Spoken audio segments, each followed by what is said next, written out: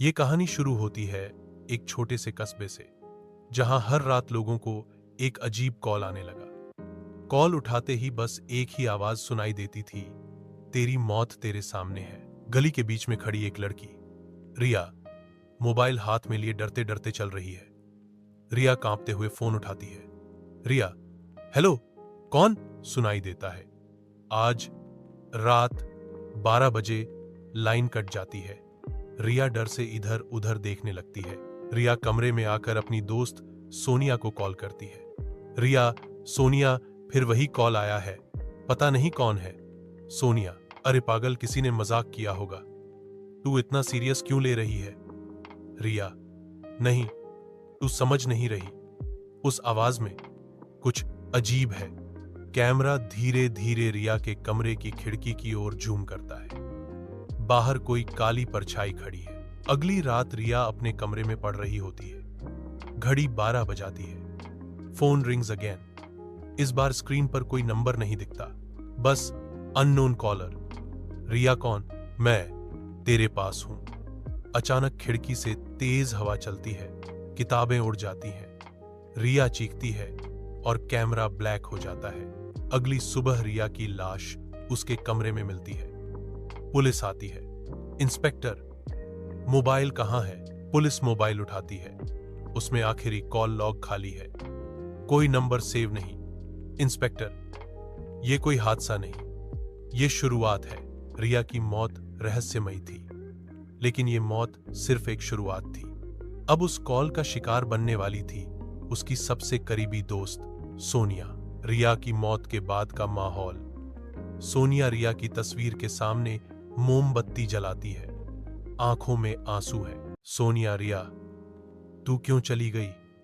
तू बार बार कह रही थी कॉल सच है, काश मैंने तुझ पर यकीन किया होता। अचानक सोनिया का फोन वाइब्रेट होता है। स्क्रीन पर अननोन कॉलर। सोनिया, कौन है तू? क्यों कर रहा है ये सब? आवाज, तेरी बारी है, आज रात। सोनिया फोन गिरा देती है। कैमरा उसके चेहरे पर झूम करता है, जहां डर साफ नजर आ रहा है। इंस्पेक्टर राजीव, रिया की मौत कोई आम हादसा नहीं। रात 12 बजे कॉल आया और उसी वक्त वो मरी, लेकिन मोबाइल में कॉल लॉग क्यों डिलीट है? ऑफिसर, सर, शायद कॉल इंटरनेट से हुआ हो। इंस्पेक्टर बीच में टोकता है। इंस्पेक्टर राजीव, या फिर कॉल इंसान का ही नहीं था।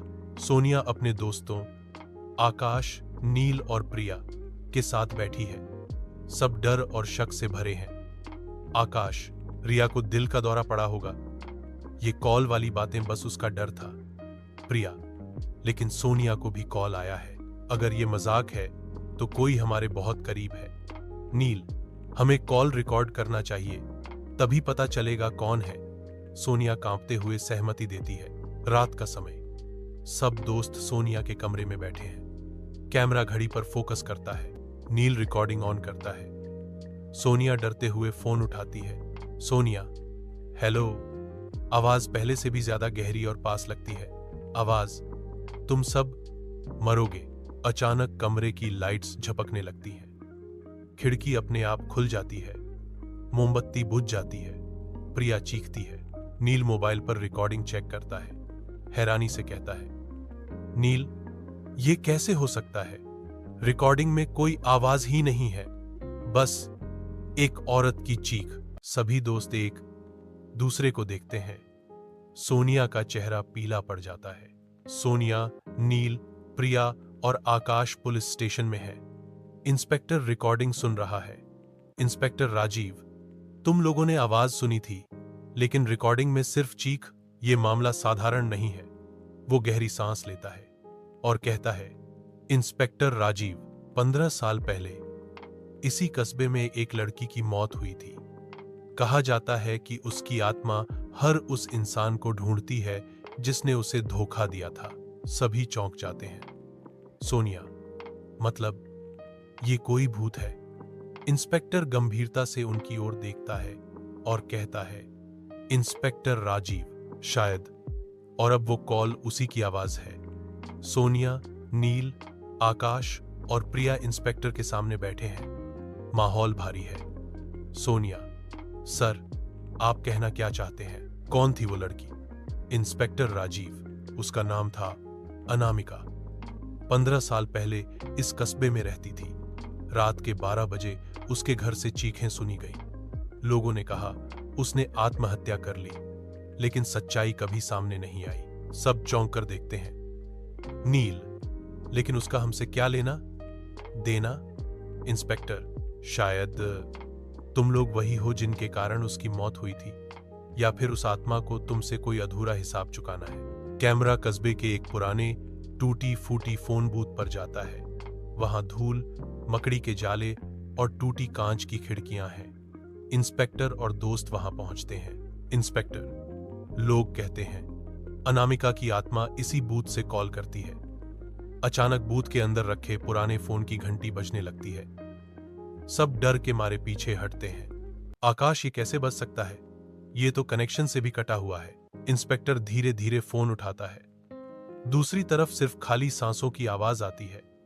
फिर अचानक एक औरत की चीख गूंजती है, मुझे क्यों मारा? इंस्पेक्टर फोन जमीन पर गिरा देता है। सब सहम जाते हैं। प्रिया, शायद ये सब भूत प्रेत नहीं, बल्कि कोई इंसान है। कोई हमें डराना चाहता है। आकाश, लेकिन आवाज, वो तो किसी और दुनिया की लगती है। नील, कहीं ये सब पुलिस का बनाया हुआ नाटक तो नहीं? इंस्पेक्टर उन्हें घूर कर देखता है, लेकिन कुछ नहीं कहता। आधी रात आकाश अपने घर में अकेला बैठा है। टीवी ऑन है, लेकिन अचानक स्क्रीन ब्लैक हो जाती है। सिर्फ एक आवाज आती है, फोन की घंटी। लेकिन कमरे में कोई फोन नहीं है। आवाज सीधे टीवी से आ रही है। आकाश, कौन? टीवी स्क्रीन पर धीरे धीरे एक चेहरा उभरता है। काली आंखें, खून से भीगी हुई लड़की। आकाश, तुम्हारी बारी। अचानक लाइट्स बंद हो जाती हैं। आकाश चीखता है। कैमरा हिलता है, और जब रोशनी आती है, आकाश की लाश पंखे से लटकी मिलती है।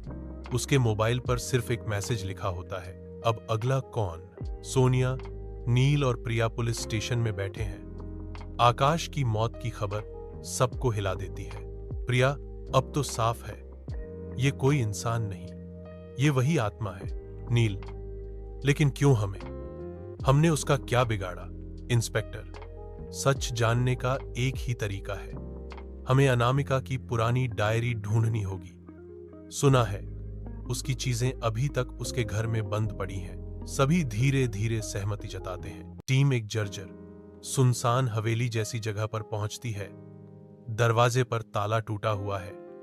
अंदर जाले और धूल भरी दीवारें। सोनिया अलमारी खोलती है और एक पुरानी डायरी मिलती है जिस पर खून के धब्बे हैं। वो पढ़ना शुरू करती है। सोनिया, उन्होंने मुझे धोखा दिया। मैंने भरोसा किया, लेकिन उन्होंने मुझे अकेला छोड़ दिया।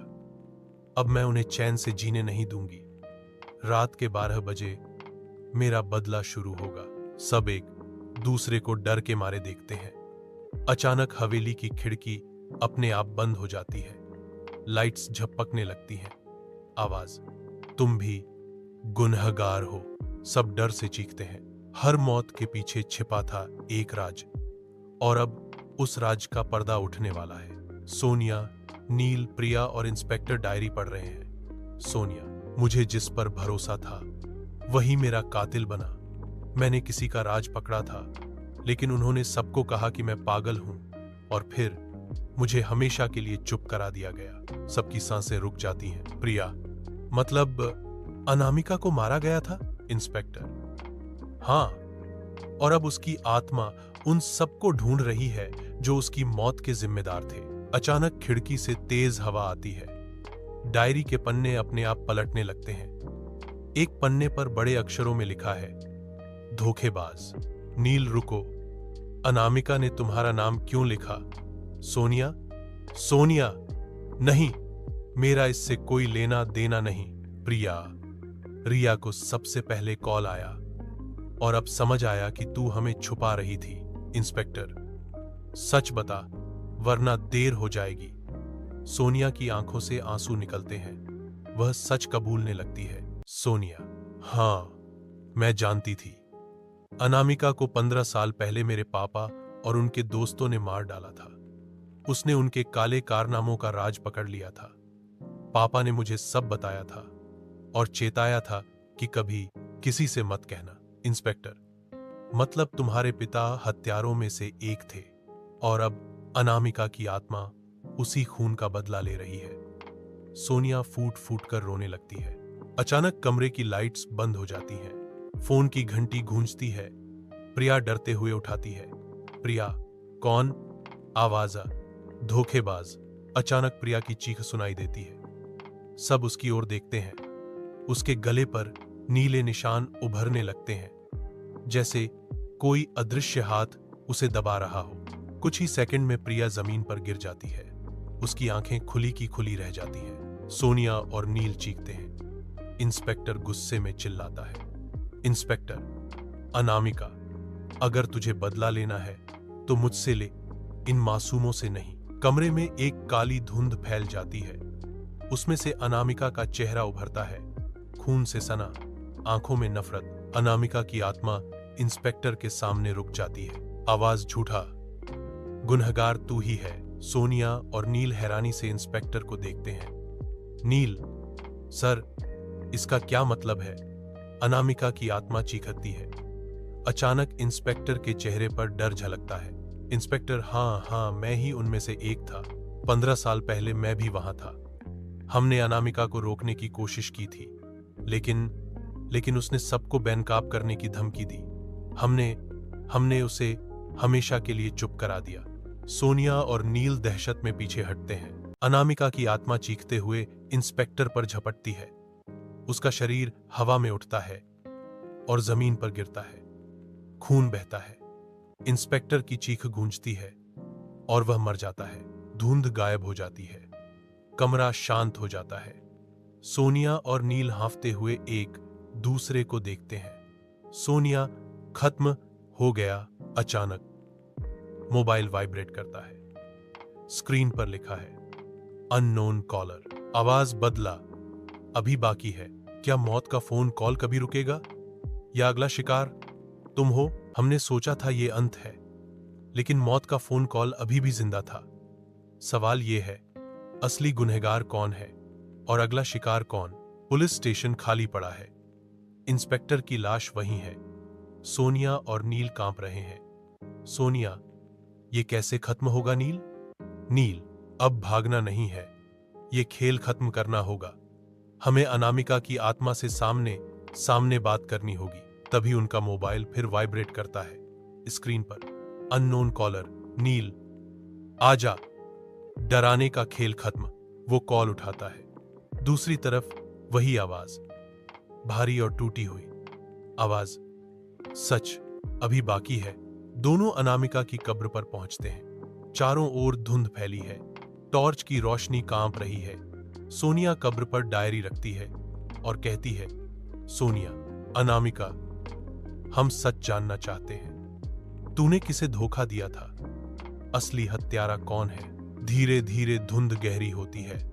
कब्र की मिट्टी हिलने लगती है और एक औरत की परछाई बाहर आती है। यही अनामिका की आत्मा है। अनामिका, मैंने किसी को नहीं धोखा दिया, मुझे धोखा दिया गया था और अब मैं सबको सजा दूंगी। अचानक एक और परछाई आती है। इंस्पेक्टर की नहीं, बल्कि सोनिया के पिता की आत्मा। सोनिया पापा, आत्मा, सोनिया, सच्चाई ये है कि हमने सिर्फ अनामिका को नहीं मारा था, उसकी आवाज रोकने के लिए पूरा गैंग था। पुलिस, नेता और मेरे दोस्त। अनामिका सबको बेनकाब करने वाली थी। सोनिया दहशत में पीछे हटती है।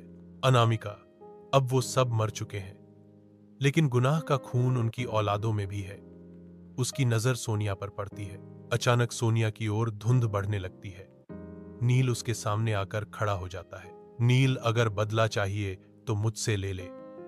सोनिया बेगुनाह है। अनामिका चीखती है।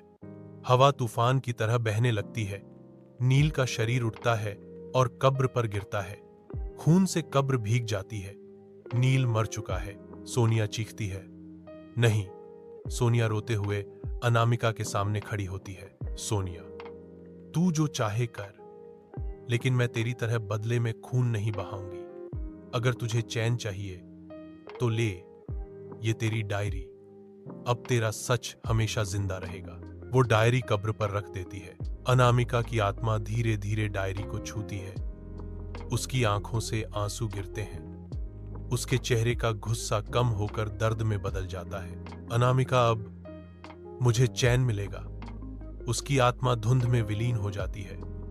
कब्र पर शांति छा जाती है। अरे दोस्तों, अगर वीडियो अच्छा लगा तो एक लाइक ठोक दो, शेयर कर दो, ताकि आपके दोस्त भी एंजॉय कर सकें। और हाँ, सब्सक्राइब करके परिवार में शामिल हो जाओ, क्योंकि यहाँ रोजाना नई नई कहानियां मिलती हैं।